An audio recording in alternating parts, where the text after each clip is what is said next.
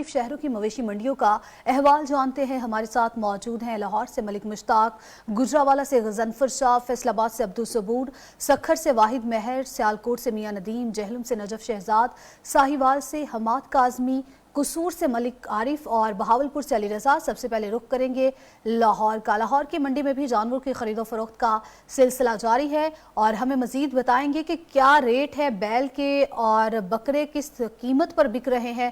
मलिक मुश्ताक।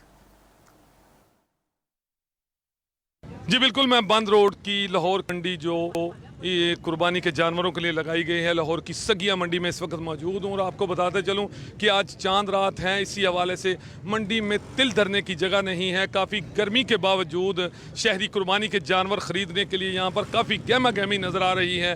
अहम बात आपको बताता चलूँ कि अगर बात की जाए आज के रेट्स की, कुर्बानी के जानवरों के जो कीमतें हैं, तो इस हवाले से देखने में यह आया है कि मंडी में जो बकरा है, एक बकरा जो आम रूटीन का बकरा है, क्योंकि अहम बात यह है कि कुछ जानवर बड़े हैं जिनकी कीमतें भी बहुत ज़्यादा बड़ी हैं।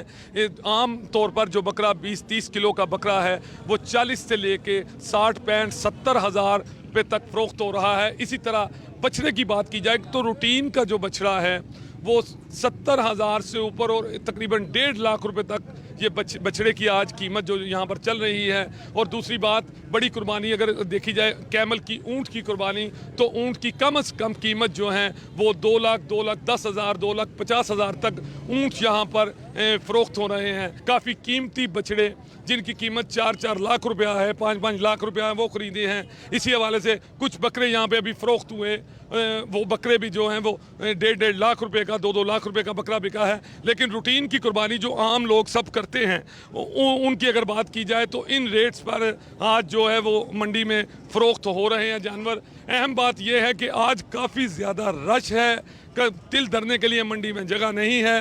व्यापारी भी जो है वो नखरे से माल बेच रहे हैं, जबकि हर शहरी की ख्वाहिश है कि वो सस्ता, अच्छा और वजनी जानवर। हमारे साथ मौजूद रहिएगा। आगे बढ़े और आपको बताएं कि गुजरावाला में भी मवेशी मंडियों के लिए जो सज चुकी है, उस हवाले से वहाँ की क्या सूरत हाल है, मवेशी मंडियों में क्या रेट उन्होंने लगाए हैं, बैल कितने का मिल रहा है, बकरे की कीमत क्या है, हमें इस हवाले से मजीद बताएंगे गजनफर शाह।